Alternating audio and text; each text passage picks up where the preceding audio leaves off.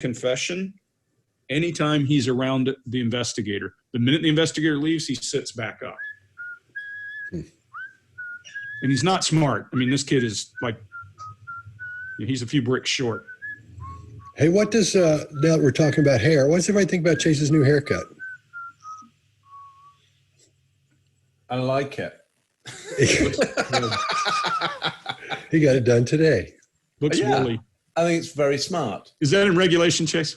I think it is. Yeah. I think it is too. You're off the ear and off the collar. Yeah, Plus yeah. 2 inches of bulk. It's super tight round the sides there. It's yeah. All right, here we go. I'm Scott Rouse, I'm a body language expert and analyst. I train law enforcement in the military in interrogation and body language. I've also created bodylanguagetactics.com with Greg Hartley. Mark? I'm Mark Bowden. I'm an expert in human behavior and body language, and I help people all over the world to stand out, win trust, and gain credibility every time they communicate, including some leaders of the G7. Chase? Hey, I'm Chase Hughes. I published a few books on body language, persuasion, and behavior analysis. Also have a website, chasehughes.com. Greg? I'm Greg Hartley. I'm a former Army interrogator, interrogation instructor, resistance to interrogation instructor, and I've written a few books on body language and behavior, including this one I want to talk about a little bit, The Art of Body Talk by Career Press. And I mostly spend my time today in corporate America and Wall Street, and Scott and I have this #1 course called Body Language Tactics at bodylanguagetactics.com. Excellent. Well, today we're going to talk about Steven Avery. And Steven Avery, as everyone knows, or most everyone, from the Netflix special, Making a Murderer.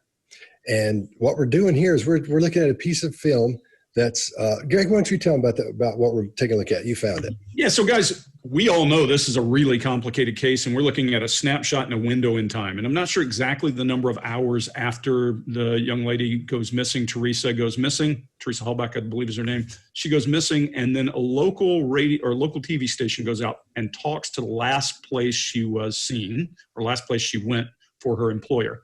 This happens to be Steven Avery, and it's raw footage. We just pulled something other than what's being used on the Netflix show, and that we are only going to analyze this. We may bring up some points about interrogation and that as we go, but it's only about this raw footage, and one of the first times that Steven Avery is seen in any kind of connection with this case. Does that help?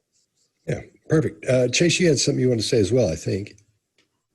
Or did you? I was going to say a few things about the interrogation, but maybe we can bring that in as we get into it. Yep. I think there's a good opportunity later when we're talking about the Dassey interrogation. It's important we talk about. Excellent. Mark, what were you going to say? Yeah, so I just want to say that, my guess is that everybody out there knows about this Steven Avery case. I didn't know about it. First time I saw any, and people have said before about the Amanda Knox thing. Mark, you must have heard about this. I've been living in Canada for the last 15 years. I clearly don't watch the TV that you watch. Sorry about it. I didn't know about Amanda Knox. I didn't know about this. So in both cases, it's the first time that I'm seeing this footage. That could be helpful. Maybe it won't be.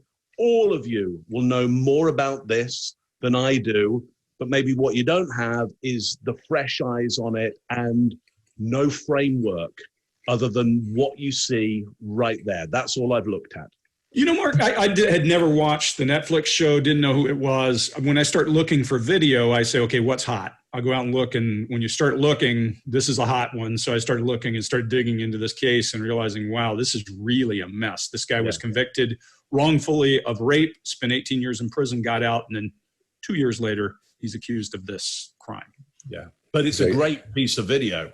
It is that. And I think it's good because we're not here to prove innocence or guilt or anything like that. We're just looking at this piece of film and saying, or piece of video and saying, look, here's what we see.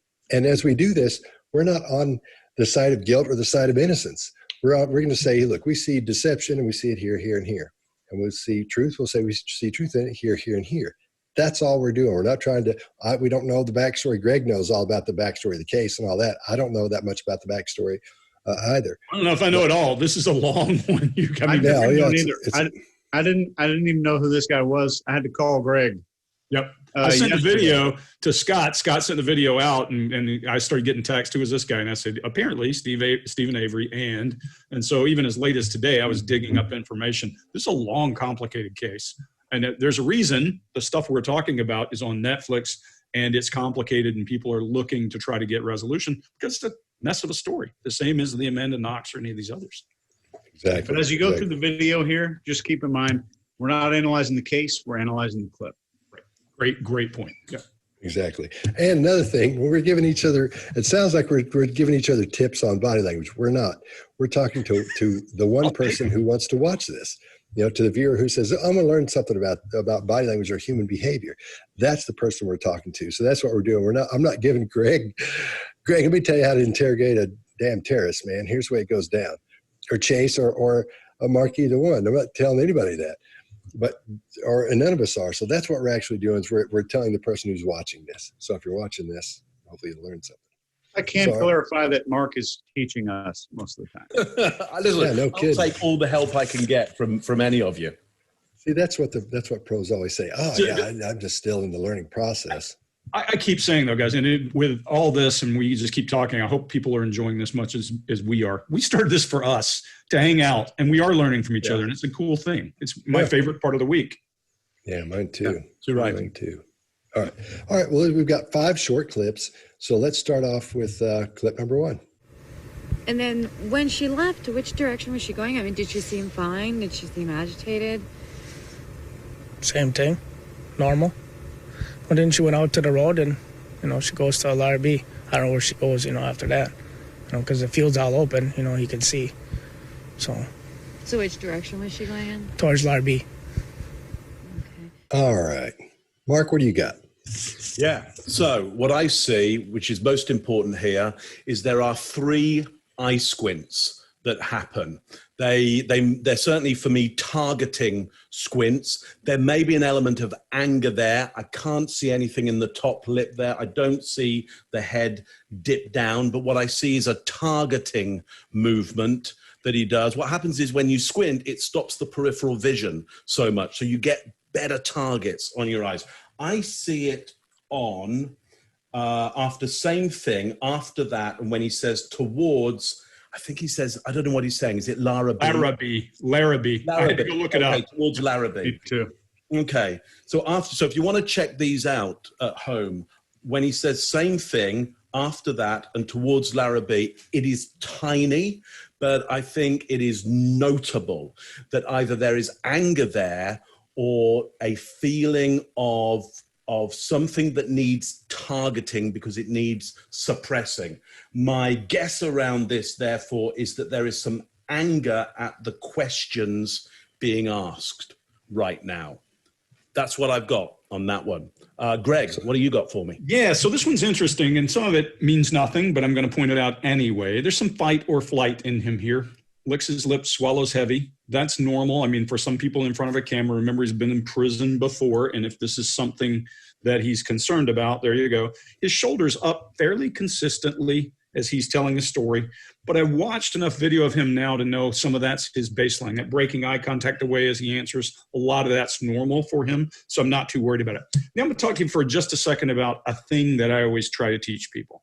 If you think about energy, direction, and focus in a person, it can tell you a lot about where their mindset is. And when I say energy, is it high or low? When I say focus, it's internal or external. And when I say direction, are the arrows aligned or scattered? If you take that and you use a model, and this is the reason I held up the Art of Body Talk, and here I talk specifically to this, but if your energy is high, and his is for him, and your arrows are scattered, meaning not everything is focused, and then your internal, or they're not aligned, and then you're internally focused, I call that distraction. And he clearly is distracted here. I can see it. I can feel it. I've watched other interviews with him. There's a distraction. That makes me want to know why. And if I were talking to him, I would then ask the next question. When he says same normal, he uses a very specific phrase to hide some time. And then he said she was the same normal. And then she went out on the road toward Larrabee. Okay, what is and then? Same normal. That's odd. When she asked the question, he does a little bit of chaff and no redirect there. But his eyes, I had the same note, Mark. His eyes scrutinize her more than one time during this thing. And you're going to have to pay attention to his lips very closely because of the facial hair. It makes it tough. He nods to confirm that he's gotten his message out, that she went away and turned left. Does that mean he's guilty of anything? No, it just means his message, his normal body language is there, but he also has some other things, that scrutinizing her, that distraction. Those are pieces I'd be paying very close attention to. Scott, what do you got? I think what we're seeing here is he's using another time that because apparently she comes to his place like once a month and puts his cars in, the whatever their local paper thing is that sells cars. I think what he's doing is he's thinking back on the time when he's seen her before and exactly what's happened then. And that's why he's using that. So that's why he's very careful about what he says and as he steps towards talking to her. And his blink rate, and I don't want to steal this from Chase. I know you're probably going to bring and say, slow, man. Mitchell, he blinks 6 times in this clip. Once she asks him the question anyway. He blinks 6 times. Now, that's not real slow, but that's pretty slow. And usually if you're being deceptive, which I don't believe in a way he's being deceptive. There are, different kinds of deception. In this case, in my opinion, he's thinking about another time he's seen her leave, and he's telling about that time. But at the same time, that's bothering him because he knows he's not telling the truth there. So that's why he's keeping an eye on her to make sure his brain wants to keep an eye on her, so he's not blinking a whole lot. So if he needs to add qualifiers, which we see him do later on in a big way, he can start doing that. We see the shoulder shrugs there. Absolutely will tell you. I see a little shoulder shrug when one shoulder comes up and down. It means they're being deceptive. I don't think that's here. I think that's more of as a matter of fact. I don't know. I think that's where he's coming from is as a matter of fact approach to it. So that's what we're seeing there. I don't care. It's as a matter of fact, this or that, the other thing. So that's what I'm seeing. So Chase, what do you got? So I'll not touch on anything that you guys were talking about here, but I will come back to the squint here in just a little bit. But we see that unwavering eye contact. He doesn't even break it during conversation or to do any recall. But I'd like you just to imagine if you wrote a story, you made up a story, and it ended with the woman got in her car and she left. And that's how you ended the story. And then one of your readers finds you on the street one day and is pissed off. And they say, I want to know where she went. And since you didn't finish the story, you didn't finish writing the rest of that story, you might say, I don't know where she goes after that. But if you had written another chapter, you might say, I don't know where she went. Or I can't say where she went there. So I think that's notable here. And that's worth paying a little bit of attention to. And later on, as always, I'll bring a little research up from a guy named David Givens, and we'll talk about that squint, and we'll dissect the most recent research that's been contributed to the field from 1985. And what David's got to say, not what Chase Hughes got to say, but let's hear from the expert himself. And the nodding after each statement, I don't know his baseline, but this is definitely a data point I'm going to pick up on. And if I start seeing nodding in an interrogation as I'm asking these questions, where is she? Where did she go? I'm going to reel back and go back, like, what kind of car was it you have again? And what do you work? How many days a week do you guys work here? Is it typically 8 or 9 hours? I'm sure that's got to be really stressful. And let the person talk and see if the head nodding continues. If it does continue, it'll be less of a data point in the future. And that's all I got. And then when she left, which direction was she going? I mean, did she seem fine? Did she seem agitated? Same thing, normal. Well, then she went out to the road and, she goes to LRB. I don't know where she goes, after that, because the field's all open, you can see. So which direction was she going in? Towards LRB. Okay. Excellent. All right. Everybody good? Yeah. Did they ask you to take a polygraph or anything like that? No. Well, tonight, the cops called me and they asked me if I remember anything. And I told them no. And then they asked me if they can come in the house and check the house over. I said, I got no problem with that. Come on in. So they checked the house all over. Everything was fine, and they left. All right. Chase, what do you got? When he's talking about the cops coming over, he's truthful. We know he's being truthful about this. It's a real event. So we got to see a little bit of genuine eye accessing here, which for me and for you watching the clip was at our 9 o'clock. If we're looking at a clock on his face, he kind of looks over that direction as we're looking at the clip. So this is a great data point here that we saw that he does look away to access truthful information. And he typically looks off to his right, over there to your 9 o'clock. And we also saw, they asked me if I remember anything, and I told them I don't remember anything. But I might say, and this is me, most people would say, well, all I remember is I left a voicemail. All I remember was we were scheduled to do this at this time. So we would typically not say nothing, especially if we just served 18 years. We'd want to try to be some sort of cooperative. And right here we see a little bit of a chin thrust. When he says they left, we see a little bit of a chin thrust. And primates, including us, which our nearest relative is a bonobo chimp, and they do it as well as we do. When we want to show that we're sometimes angry or challenging to another primate, and it might not be the reporter, it might be the idea of the police leaving his house that makes him do that. But this is a way that we expose our vital organs to say, I'm not afraid, I'm not fearful. Kind of a chin thrust is, I think, what it's most commonly referred to as. Greg, what do you got? Yeah, so I'm with you. Rise of the chin, that's pride, that's strength. That's, I got through it. When they ask him, I had the same note. You wouldn't say no typically. You would say, hey, here's what I remember. There's a moment where he does a little inside the mouth nibble there. I think he's got some fight or flight going on. Start to get dry mouth. You move your mouth around. He also does a lip compression, hard to see. You have to look at it through the hair. He does a lip compression at the very end of this after he's doing the whole body nod. He had a slight rise of his left eyebrow when she was talking to him, kind of skeptical, and then a squint again. So you see that scrutiny he's placing on her. And I think you're dead on. I don't think it's about her. I think it's about authority. I will tell you that when I saw, like, every interview I see with him where he is with someone who is in some kind of authority, his demeanor is different than when he is talking about, hey, I'm living in this fishing shed, where he's bubbly and normal and talking about how much better his life is. I think when you get him to a point of authority, you see a little bit of a different thing. And he's had a long history with law enforcement, not just the being locked up erroneously or mistakenly or whatever you want to call that. So I think he's just happy they're gone. They came. He got out of that. And the next question will give us a little bit more insight into who he is. Okay. Scott, I think we're going to let Mark wrap. Okay. Here's what I'm seeing this. I'm seeing it's like Chase was talking about. I think we're seeing mostly truth here. And again, his blink rate is low because I think he's trying to keep an eye on this one, make sure it doesn't go sideways on him.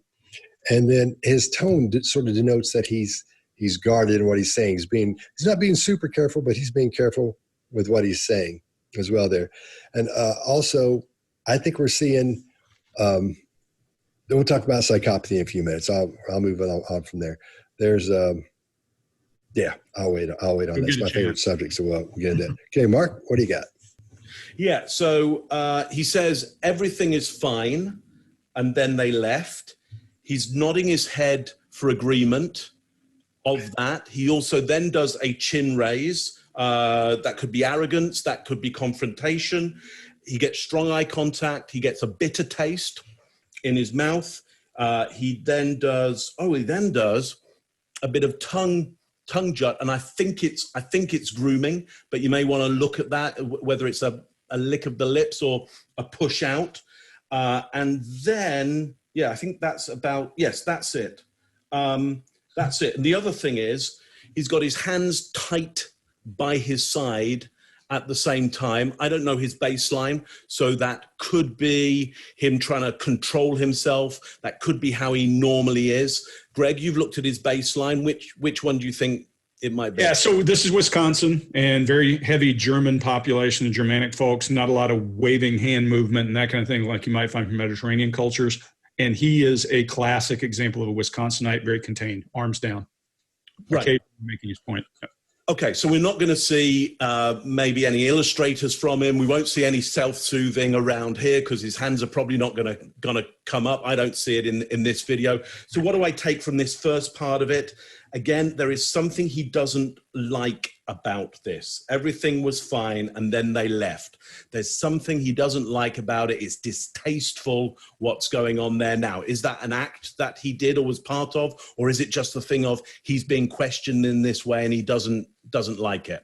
I'm not sure which one it is, but he doesn't like it at the moment. Did they ask you to take a polygraph or anything like that? No. Well, tonight, the cops called me and they asked me if I remember anything. And I told them no. And then they asked me if they can come in the house and check the house over. I said, I got no problem with that. Come on in. So they checked the house all over. Everything was fine, and they left. All right, everybody good? Yeah. All good. Let's go. If they asked you to take a polygraph, would you? Would you not? And why? No, I got nothing to hide. They want me to? I don't care. I'm just at home, work up there all day.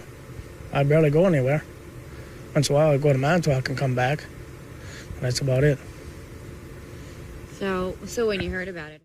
All right, Mark, what do you got? Good. So here's what I see. Would you take a polygraph? Here's what we get is we get an eye break. He does a shrug. That wouldn't mean to me there is something that he maybe doesn't know, or this is just problematic. But he says sure. He says sure, but at the same time, his body for me is saying, I don't quite know. Then he does a lip pucker or pursing. Yeah, that's problematic as well. There's something that is up there. He doesn't like it. And then he also gives a disgust gesture as well. So there's this sense of pushing something out of your mouth, a bad taste in your mouth, and disgust at the same time, with this targeted eye narrowing again. And at the end of it all, I think he squares off even more to the interviewer. The camera does shift about a little bit, so it could be that angle changing, but I'm pretty sure he shifts himself around as well to be squared off, more confrontational to the interviewer. And then he gives his reason for not needing to do the polygraph is that he is either at home or he's working over there or he's somewhere else. And that just doesn't have any logic. Just because you're in only 3 different places doesn't mean that you shouldn't take some kind of polygraph or not. They don't match up for me. So, it's quite problematic what's happening there around his idea of should he take a polygraph or not. He says, sure, whatever you like, but I don't think his body says that in any way whatsoever. Chase, give me what you've got. I saw a lot of the same things that you did, Mark. And we saw that shrug with a little bit of disgust there. And there's some ambiguous reasoning, like, sure, I'll take a polygraph. And here's what I do most of the time. And I'll just kind of go through my schedule. And at the end, he's saying, and that's about it. And what we see here, I think it's hard to see with the angle, but I think we're seeing what's called a dominant leg retreat. And when your dominant leg goes back, that's when your body's getting ready for some kind of confrontation. And I think a very plausible explanation for this is an automatically built-in mistrust of the police from his previous 18 years he spent falsely convicted of a crime. And it may not indicate guilt. This is probably not a guilt indicator. This is probably A, polygraphs are extremely unreliable. B, he probably doesn't trust the police. I wouldn't either, to be honest. Scott, what do you got? All right. Well, here's what I'm seeing. It's going to go a little bit against maybe what you guys said a little bit. But I think this is one of those things, when Greg sent me this, I was like, yeah, this is kind of boring. But this is what makes interrogators light up. When they see 4 things happen at one time. We see that lip pursing. Now, when someone purses their lips, usually it indicates, it denotes, it suggests that person doesn't agree with what's happening. They're not into that. They don't like what's just been said or what's happening. So that's why, and boy, it was a big one. And then we see eye blocking, where he closes his eyes and he turns away just a little bit. So people block their eyes when if you're at work and somebody starts telling a horrifically blue joke, and you'll see some people cover their eyes, or you're giving someone information they don't want, or it's bad information, they'll cover their eyes. A lot of times that's what, or a lot of times, like Chase calls it, your, what is it, Chase, where your eyes close for a long time when you're blinking, it slows down. You called it something that was great. The what rate? That's the shutter speed. Shutter speed, that's what it was. So we see, even though he's not blinking much, I think he blinks 7 times in this whole thing, maybe 8 in this one. And so we see his shutter speed really slow down on those because he doesn't like that. Then we see what I always look for, I'm always talking about how people use their elbows and doing things. This is a classic. When I'm training, I use this example. When I have somebody ask me, "Is that your dog outside?" And I go, "No, that's not my dog outside." And I do my shoulders real quick, a little bit overdone so they can see what's happening. I tell them I'm showing them 4 to 7 things that will tell them I may be being deceptive with them. We see actually almost a wave of his shoulders like this. He does it so fast. So I think his brain is like clocking quick in there because he's thinking about that lie detector test, the lie detector. Now, bless his heart, he's probably the greatest guy in the whole world. I'm not the smartest guy in the world, but I don't think we're dealing with an intellectual giant in this case. So I think he may believe that a lie detector test would be able to tell if he's telling a lie or not. So I think that kind of spooks him. Then, because when she says, we see all that right after she asked, would you take a lie detector test, polygraph test? Then we see the classic qualifiers afterwards. That's why, and she does a great job. Again, I know I'm always talking about whether the interviewer is good or bad, but I think she's great because she asks a question and just holds the microphone there, doesn't say anything. So when he says it wouldn't bother him to take it and all that, then there's that pause where she's still looking at him. He goes, I just work here every day and I do this. And he goes on to tell his schedule of what he does all the time, most of the time. Sometimes he'll go out of town and come back, but not very often. And those are those classic qualifiers. When someone is nervous, they'll start adding things to their story to make it more believable. That's why his blink rate slows. He's keeping an eye on her, making sure she believes him. And he just starts adding those things because he's so dang uncomfortable. Then when he swallows and backs up a little bit, a lot of times when someone's not being honest, they're being deceptive with you, they'll back up a little bit. I agree with Chase on that. When that right leg goes back, man, that's one of the first things you look for. Greg will tell you also watch the shoulders, because you see that shoulder go back as well, and we see that there. And what he's doing is he's rebalancing, almost like he's getting ready to start a fight, because you'll see people get a little squat and move like that before they'll take a swing at you. We've all been in the interrogation room. We see somebody get ready to come on in, man, see if they can tag you real good. And so that's what I see. So then at the end, when he does that swallow as well, that's when everything went, geez, this is awesome. I think that bothers him. I don't know if he's being deceptive with all that, having said all that and shown all that, but he doesn't want to take a lie detector test. That's for dang sure. That's my opinion on it anyway. Greg, what do you got? Yeah, so you guys have covered most of it. I will tell you that what you covered, those clusters, I call that face of dismissal or face of disapproval. So instead of it being a thing like the disgust and then the pursing of the lips, it's all things and rotating his head out of the way as if, oh, I'm not doing that. That regardless of what his mouth is saying, his head's excusing the whole concept. Remember, I always say humans have known about body language forever. He literally rocks back on his heels. Literally in this case, and puts his weight away from the person he's talking to. Listen to this audio and you can hear him breathing very shallow. Just his breathing has changed. His left brow rises at the end of the comment as if to be skeptical of the whole concept. This is Interrogator 101. I ask you a yes or no question.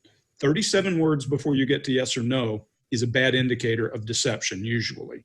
Doesn't mean you're lying, means you're being deceptive about feelings or something else. So I dig in worse. He has constant eye contact. Constant. I think it's like 7 seconds of eye contact here. And that's nervous energy needing to go somewhere else. And that usually is what I'm looking for, is a pattern. So I'm with you, Mark. And Scott, I think you're probably right. They say his IQ is not very high, but I think he probably does believe that, like many people, that a polygraph is magical and they'll know. And, Lena tells a story, Dave Wilson, a guy I knew years ago, they used a Game Boy in Somalia to convince someone that it was a lie detector, and they believed it because they think it's magic. This is not the smartest of guys, but he's doing a declaration of innocence. He rocks back on his heels when he gets to this. And I would chase him pretty hard if he took 37 words to give me a no answer or a yes answer. That's interrogator red flag. That's all I got. Can I throw something in here? Yeah. Scott, I don't think you disagreed with anybody. And I'll tell you, you're watching this video right now. If you go and purchase a book on interrogation, it'll most likely be something called the READ technique. And one of those first little secret steps they teach you are two questions. Would you take a polygraph? Or did they ask you to take a polygraph? Would you take a polygraph? And the secret follow-up to that is, well, I mean, if you wouldn't take it, how do you think you would do on a polygraph? And we ask them to estimate how they would do on a polygraph. So she's doing some really good stuff here. But I'll tell you one more secret that you won't hear many body language experts say. There is no such thing as deceptive behavior. There is no human behavior that shows that it's deceptive. What we're looking for is stress and disagreement between words and body, and we're reading words. Some things are more likely to be deceptive, but the behavior is not. Yeah, I think that's a great catch. And what I would say is this: when I say this indicates deception, it doesn't mean that this, if I do this, it means you're deceiving somebody. Because some people do that all the time and it means nothing. But I say it too. Right. Yeah. And just one of the things for people to get is deception also doesn't mean lying. Deception can be all kinds of things. It simply turns us to think, to your point, that if you think about a polygraph, the thing we all think, yeah, whatever, they're measuring 3 channels. We're measuring many channels. We're just looking for deviation. That's all we're looking for. Exactly. That's why we always say it denotes, it suggests, it indicates deception. Not like that means deception. That's an absolutist. You'll hear people say, I'm not an absolutist, but they'll tell you that that's being deceptive. I've seen people do that stuff on the news. And it's like, you got to be kidding me. Yeah. And it's, anyway, so that's one of my, the whole TEDx talk on that. That's one of my soapbox. I'll throw a little piece of research in here. I think the researcher was Rossi, R-O-S-S-I. If two people like each other and they're in trust and rapport, the average eye contact in westernized countries is 7 seconds before it breaks. But if you don't like someone or you're not very well acquainted like him and this other person, it's around 4.5. So I think, Greg, you're spot on with that research. Excellent. If they asked you to take a polygraph, would you? Would you not? And why? I got nothing to hide. They want me to? I don't care. I'm just at home, work up there all day. I barely go anywhere. Once in a while, I go to Manitowoc and come back. That's about it. So when you heard about it. Thanks. Okay, we good? Yeah. All right, let's move on. So when you heard about it, how did you feel? It's too close to home, something happening. It's not good. Everybody locks their doors now around here. It's pretty bad when something happens around here. I can see somewhere else, but this is too close to home. And you get a little worried, and your family. And it doesn't. Chase, what do you got? Well, I think here we see something interesting when he says we see something happen around here, but nothing's happened yet, according to all the evidence and all the data that's available to everybody. It's just someone that hasn't checked in with family or someone that's missing, reportedly missing. And I thought that was an interesting turn of phrase. Could be as normal. It's a great data point to look at. And we see another thing here that he says it's a little too close to home. If he's guilty, the thing that happened very close to home could be a tremendously revealing phrase here. It's very close to home. It's too close to home. And that could be indicative of some kind of guilt or regret about where the crime took place if he was guilty. I thought that was unusual. And he said, you get a little worried and your family at the end. That's it. That was the real closing statement. You get a little worried and your family. Thought that was interesting. I'll leave the rest alone. I'll pass it over to Mark. Yeah, thank you. So he's asked, how did you feel? He doesn't name a feeling, doesn't really answer that question. Now, that's not to say that, everybody's able to name feelings. You need a certain vocabulary to be able to name feelings. It might be true to say some males may be able to name less feelings than some females, but on the whole, somebody who he knew. You might expect that a feeling might be able to get named. But just as Chase says there, he says, well, you know, it's too close to home, something happening. So there's something happening. Here's something I've learned from Chase there is this distancing element. Something happening. That's very unspecific. And just as Chase says there, it's too close to home, which he repeats twice. It's too close to home. Now, again, I want to assure you, I knew nothing about this, but I've got a big emphasis around it's too close to home being said twice. And I found out, I think it was from Chase or Gregory, that there was some evidence found around the home, very close to the home. Anyway, what is most important for me, I think, is the downward bark that he does at the end. So when you clear your throat, on the whole, I would suggest when you're actually trying to get stuff out there, you cough up.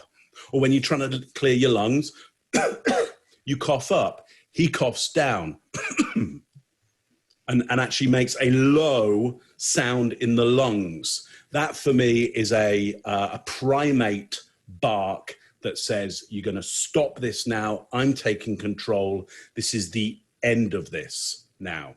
That's what I've got. Scott, what do you got? This is where I think we start seeing, I did a whole thing on him being a psychopath and why I believe he is, on a whole video of that's 6 minutes long. But this is one of the first things that I think cue us off that start looking for psychopathy in this situation. Because right there when he said when something happened, he's saying he doesn't know what it was, but apparently something horrible. We're seeing him talk about feelings and things without naming the feelings. And I think he's not naming the feelings because he doesn't know what they are. He doesn't understand what feelings are.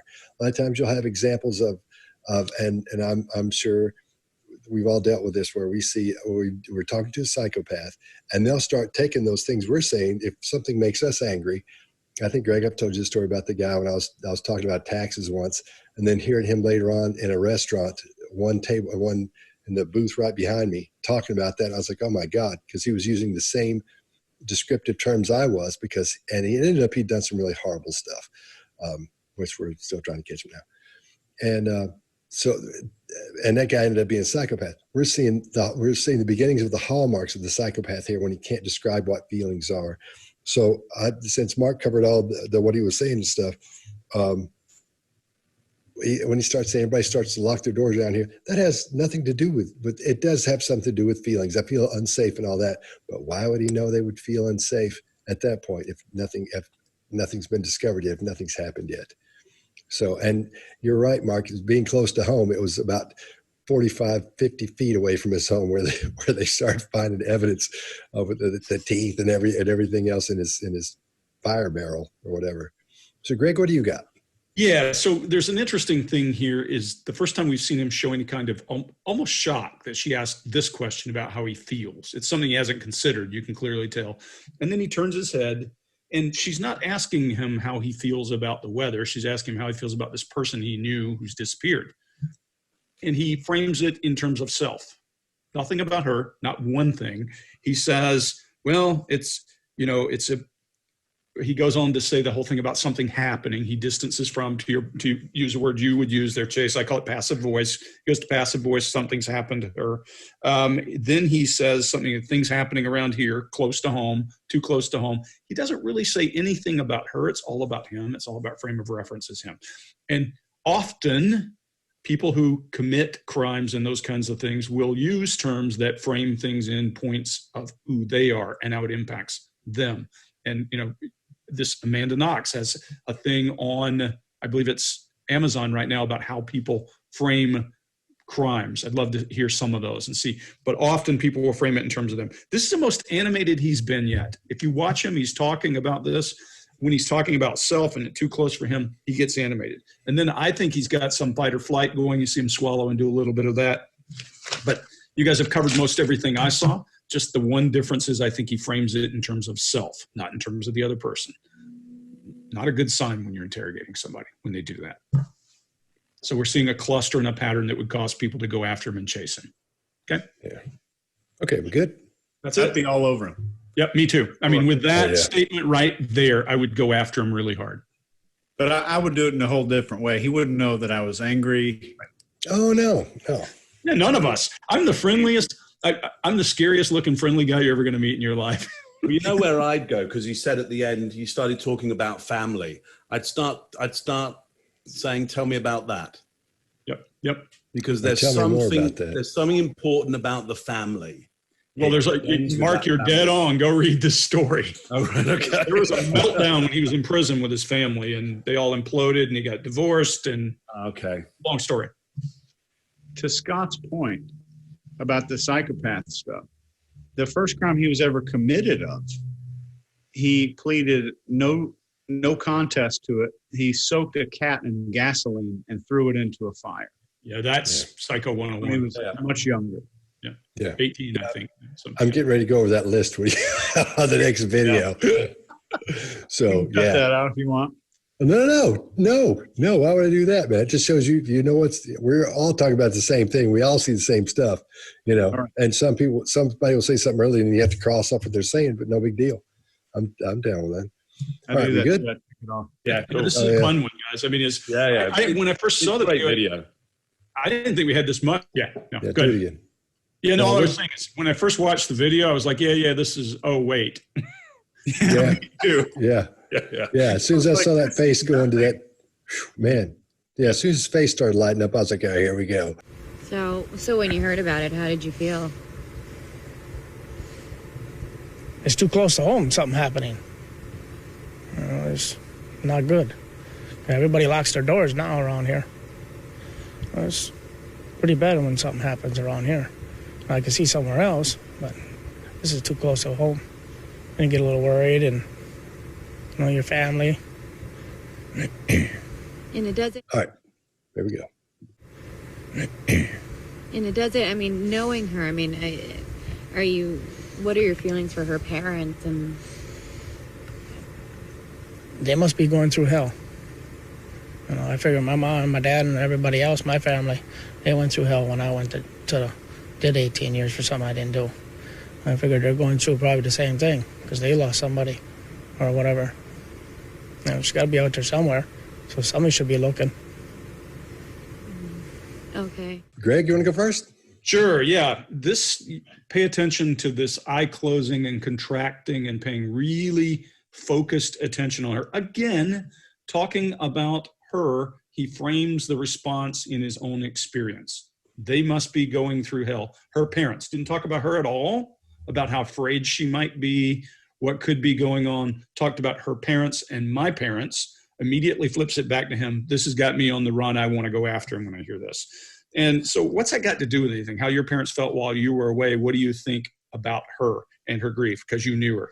His eyes do drop down and to the right, which you typically associate with emotion. He may be looking for the feeling that he should have for that. I always joke about an old friend of mine, Jim Robbins, who has since passed, who would joke, he was a construction manager, and say, "You've hurt my feeling."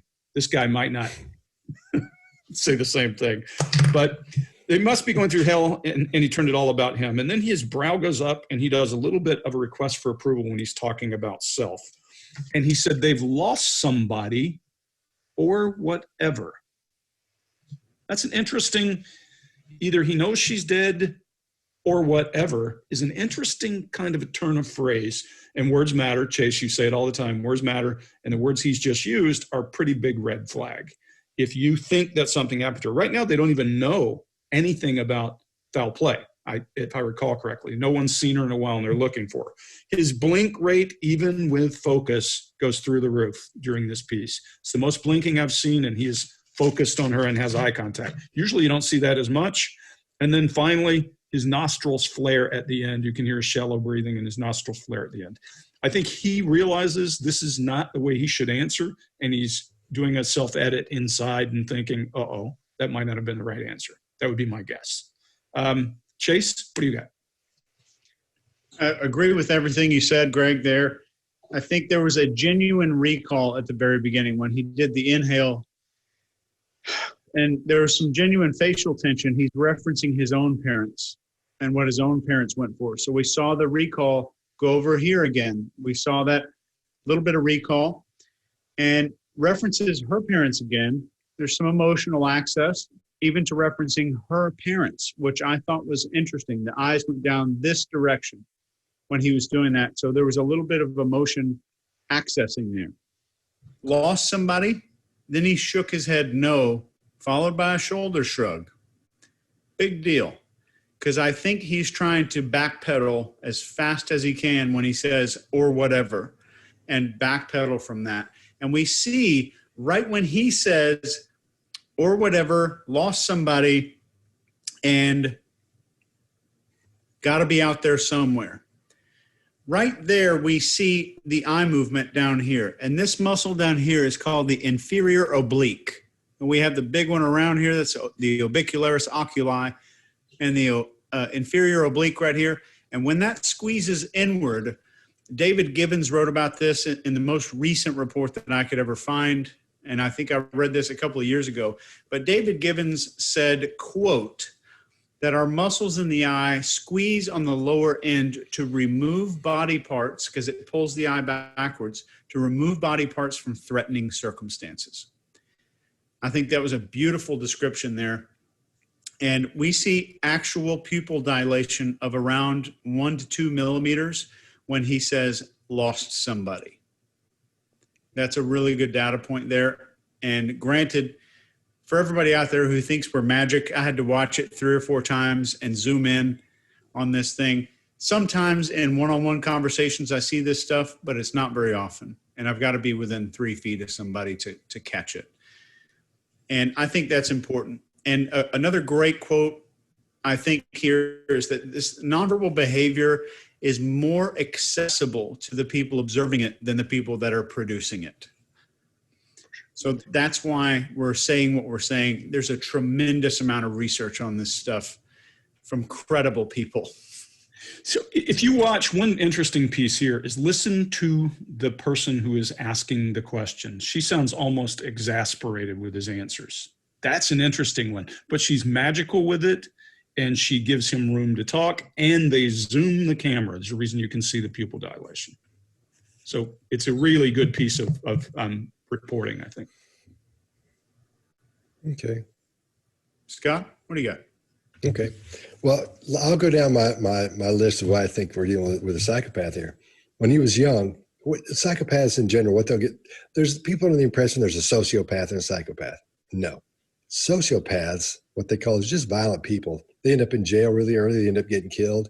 They usually end up killing people or being killed, being stabbed a lot of the time. Why that is, I don't know. I guess it's because it's more personal that way.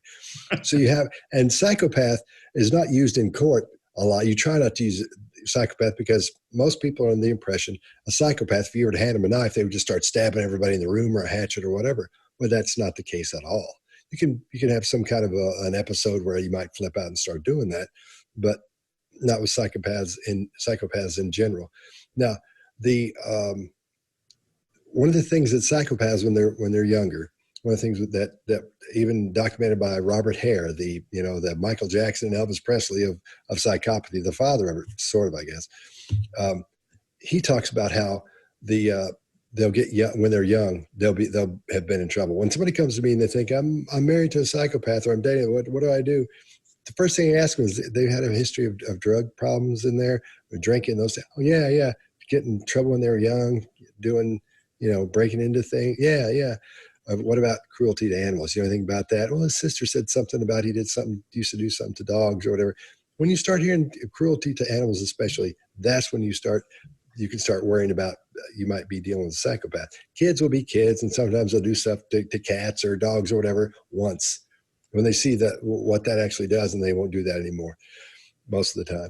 So when Steven Avery had all that. He had alcohol use when he was young, got arrested several times as a youth, ended up throwing that cat in the fire when he was young. All that stuff is documented that shows those things. Then we see here when he talks about what are your feelings for the parents, he has to compare what he's seen. He doesn't know. He can't talk about that because I don't think he's smart enough to know to go start researching that. What are feelings? What are these things I need to do? So I'll make sure I fit in with what's happening here, which usually happens when people discover they're psychopaths. They discover that and they start mimicking what people are saying, how they act, because they don't know what those emotions are when they see them. So when he starts comparing what he has to compare what he's seen, not what he's felt, what he's seen other people act when he's under the impression they're upset or in fear or whatever. That's what we're seeing here. When he's saying, well, my family, my parents went through that. That's the only thing he can do is make that comparison, because he cannot tell you how they must feel, because he has no earthly idea, simply because his amygdala aren't working properly. They may be missing, they may be damaged, maybe they're just not functioning properly. You can tell an fMRI machine several different ways. You can look at a brain and tell what's happening. Another thing to look for is that eyebrow movement, which we see very little through all 5 of these videos and through that entire discussion she has with the reporter. We see very little brow movement at all. A lot of times, as Greg will point out, that you'll see that the lower amount of eyebrow and brow movement in the person who's autistic, who's on the spectrum. And a lot of times you'll get these confusing things about an autistic person and someone who is a psychopath. You'll see little things that are very similar, because even though autistic people feel the emotions, they don't know how to react to those emotions and how to look what we call normal to other people, So that's, having said all that, that's why I think we're dealing with a psychopath here. And we're seeing him, not the smartest guy in the world. Most people are under the impression psychopaths are these brilliant people that do all this stuff. No, not all the time, because we're looking at one here, and this guy's not very smart at all, So that's what I think we're seeing as a psychopath. And that's one of the earmarks, is having to describe what you've seen, because you don't understand those emotions yourself. So, Mark, you want to wrap it up? Yeah, for sure. Look, here's what I see. So first of all, I hear the breathing pattern, the rhythm and the cadence at the start of anger and aggression. So it's coming through his nostrils. It's really clear on the mic, coming in and out through his nostrils, pretty fast and powerful. Now, the interesting thing is I don't see it on his face. So there's this, so either he doesn't show the feelings of anger on his face, or he's really good at suppressing his face from doing that stuff. But he's charged up, I would suggest, at this point. You're right. He says they lost someone. That's not possible to tell at this point. Somebody's missing, but that wouldn't be they've lost somebody. It's like they've gone missing, or they've been abducted, or I don't know what's happened here. But he says they lost someone. He's not in a position to be able to say that at this point. And then we get that eye targeting, that closing of the eye. And then he says, or whatever, and we see it again. And then he says, must be out there somewhere, and we see it again. Because I think at this point, as Chase was saying, he's backpedaling on this. Someone should be looking, he says. But again, we don't see anger around this. We don't see, come on, the cops should be out there. I know this person. I'm getting straight in my vehicle. I'm getting out there. We need to get a posse together. We need to be searching the area. I'm really worried about this person. Just somebody should be looking, but with quite a relaxed attitude to him. Now, I know the baseline from what I'm hearing from Greg may well be very, tied down and relaxed, but even still, I would expect a little more vibrance there. And here's what really nails it for me, is the interviewer. The interviewer at the end of this says, okay.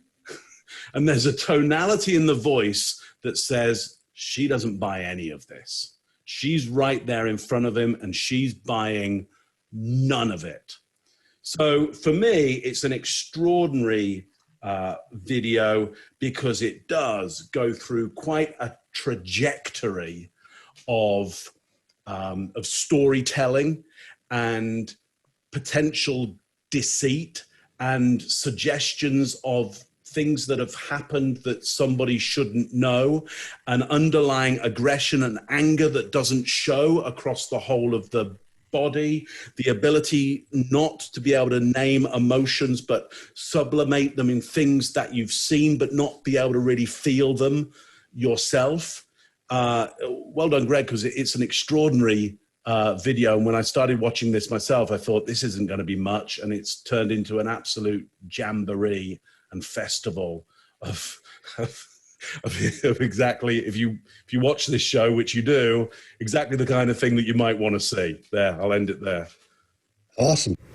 And it does it. I mean, knowing her. I mean, what are your feelings for her parents? And They must be going through hell. You know, I figure my mom and my dad and everybody else, my family, they went through hell when I went did 18 years for something I didn't do.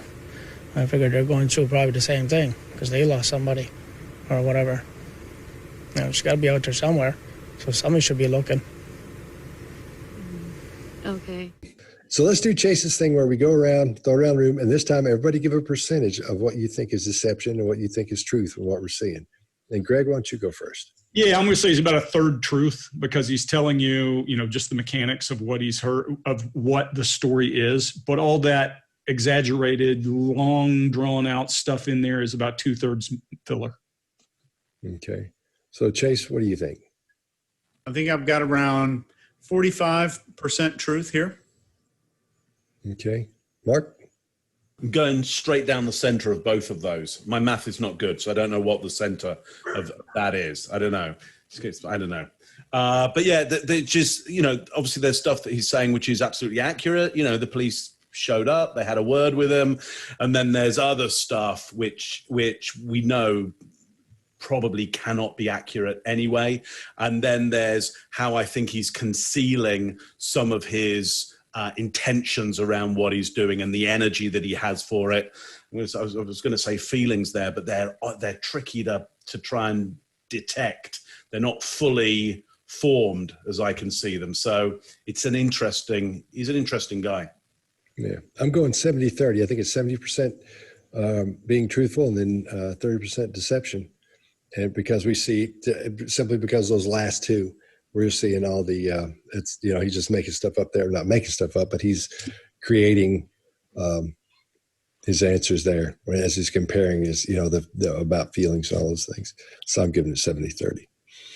All right. Well, that's the end of this one. And so when you're watching this, make sure you subscribe and hit that little bell over there. So when we get a new one, it'll show up on your feed and you'll know when we have a new one come out. We started putting out these little short things that Mark's putting together that are working really well. So, all right. Is everybody else good? Yeah. And guys, if you do subscribe, I know every YouTuber that you will ever watch wants you to subscribe, wants you to like, and wants you to do it for you. We want you to help us too. It's going to really help out the YouTube algorithm if you do that stuff, and we would really appreciate it. Thank you. Excellent. All right. See you guys next time. See you. All right. I think that was good. That was great. Yeah. I wasn't sure when I watched this thing the first time. I think I'm with you, Mark. It turned into a treasure trove once you really watched it. Yeah. Yeah. I watched it the first time. I was like, what the f*** did Greg send us? I was like that the first week because I'd watched a couple of them. I've watched because Greg's.